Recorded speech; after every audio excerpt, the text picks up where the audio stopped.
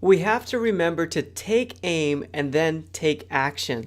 Many times, churches will just take action, we'll just do something and hope for the best. But what we should do is aim first. That means get a target in mind so that you can really be focused on accomplishing a specific goal. That's what a target audience allows us to do. It helps us to focus on a goal. It helps us to focus on the right people that we're called to reach. Now, that's a tough one for a lot of churches to get their minds wrapped around. And we've dealt with many churches in our agency. And one of the big questions that I like to ask pastors or church leaders is, who are you called to reach? And I'll give you a hint. Everyone is not the answer. Basically, we are really good. We're really gifted at reaching certain groups of people. So if we lean into those groups of people, we're going to be way more successful in reaching those people. Jesus modeled this for us. In fact, the Bible tells us that one time Jesus was talking with his disciples and a Canaanite woman came up and Jesus ignored her. In fact, it's kind of a strange story because it didn't seem like something Jesus would do. But he ignored her, and he said, he said basically that he doesn't give the dogs any attention. I forgot the exact wording of that, but it's found in Matthew chapter 15, verse 27. The woman's reply in verse 27 is this: even the dogs eat the crumbs from the master's table. And basically, that got Jesus' attention. He healed her daughter, did what you would think he would do. But it was so strange to watch him ignore this woman in need because, well, in my perspective, that's where I think this is going to shed a lot of light on this subject of a target audience. I believe, and what I see in that story is that Jesus had a target audience, and that audience was the Jews. Jesus knew that if he got it right with the Jewish people in his 3 years of ministry, that they would change the world. They had the history, the relationship with God the Father, that they would be able to take it into the rest of the world and change the world. So he poured all he had into reaching the Jews in that short time period that he was here doing ministry on earth.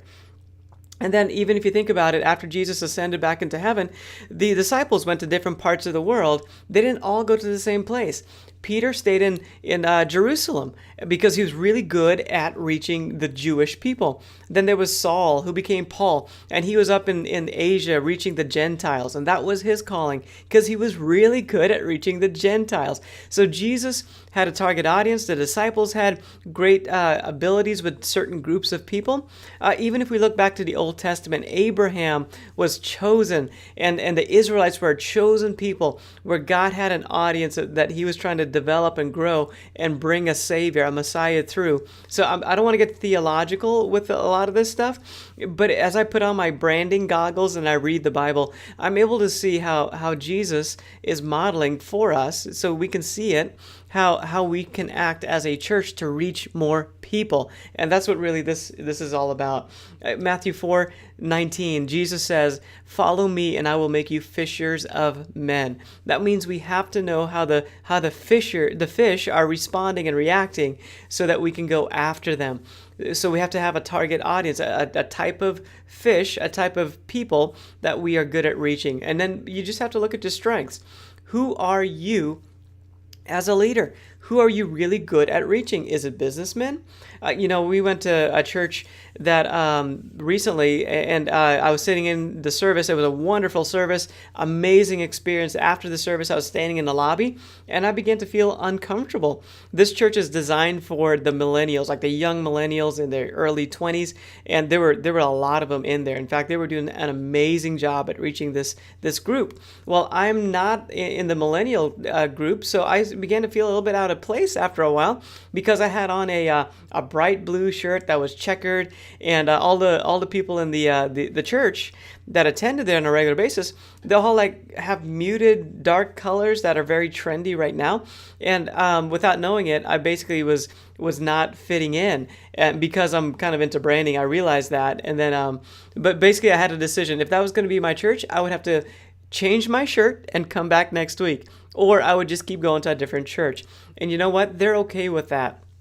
because they have a calling to reach the millennials in that city. It's a downtown area. The millennials, the young adults are not being reached. They're going to the clubs and nobody's reaching them with the gospel. So they are called to reach that group of people, and they're doing an amazing job at it. So they can be way more successful if people like me, moved on to a different church, and they can continue to focus on the people they're really called to reach, which they can do a really great job with. Another friend of mine went to a different church. This was in Dallas, Texas, and when he showed up, he's a millennial, he's a younger person, and he felt out of place because everybody at that church had suits and really nice clothes on, and he wasn't dressed like that. But that church was called to reach business people in the Dallas area. That's their target audience. So as a result of that, that's who they attract.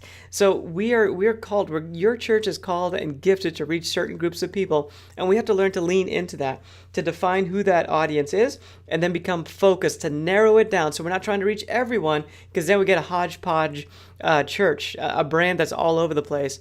In fact, there's a company that made spaghetti sauce, and they were trying to increase their sales, and one of the things they would do is create a new flavor of sauce, and eventually they had up to like 23, 24 flavors of spaghetti sauce, but their sales were not increasing. So finally they decided in one store that they were going to go down to 6 flavors, and their sales skyrocketed after that, because they basically were focusing on helping people, because indecision is caused by too many options. And a lot of times our churches have too many things we're trying to do, and there's indecision and it gets all sloppy. So if you have focus on your people group that you're called to reach, then you're able to reach them really well. Take a look at Apple computers. People line up to get their products because Apple has a brand for people that think different. That's their brand. That's what they build their computers for. The artists that think different. And people respond to that. In fact, when you buy an Apple product, it comes in a white box with a very simple picture of the product on the box, maybe a black box. But the idea is that you are the artist. You get to use this tool by Apple to become awesome. And that's their brand. And that's why people line up for it. It's about them, and Apple knows how to speak their language. So people want to be understood, and when you show you understand them by having a target audience, you could speak their language. Then they love it. They love being a part of your church, and what people understand quickly is what they're going to be a part of. So focus gives you greater results. So you have to dive into discovering your target audience, getting focused on who they are, and then you'll get greater results. So we're going to take a moment to define the target audience for your church, the groups of people that you are really good at reaching. Once you get this right, you're going to have a laser focus to your communication, and you're going to be way more effective as a result of that. So in the upper left of this worksheet, you'll see a big area where you can create a long list, basically a brainstorming session of all the different groups of people you can think of that your church can reach out to in your community. This might be 10, 12, 15, 20 people, groups of people long. It might be a huge list once you get going. But once you get that big list going, you want to narrow that down into your top 3. So this could, the big list might look, big, like men or millennials or maybe college students. It could be a long list of all those different types of people. It could include demographics, age groups. Maybe it's 50 and 60-year-olds. Maybe it's 20-year-olds. It could be young families. Could be young moms. Something along those lines. You just want to create groupings of people that you can begin to target with your communications. Then when you prioritize it, put the number 1, the best group of people you think you can reach out to based on the giftings of your church. Put them at the number 1 spot, and then from there go number 2 and number 3. So you should have 3 groupings, 3 audiences that you're really good at reaching once you finish this section on the left-hand side of the screen. So again, just take a piece of paper, do this on your own. On the right-hand side, you want to take a moment to list each of the 3 top audiences that you've identified, and then take a moment to list out their pain points and their values. Pain points are basically the things that make them move, the things that hurt them in some way, then causes them to respond. So maybe for a young family, if that's one of your audiences, the economy might be something that causes them to respond in a big way. A value is something that they just hold as a common value. So millennials, one of the things that a lot of millennials value is just the idea of being part of something greater. So list out your values, list out your pain points. There may be 3, 4, 5 different ones that you list out for each of those audiences. Once you're done with that, you're going to have a very clear direction to go in with your audiences that you are really good at reaching.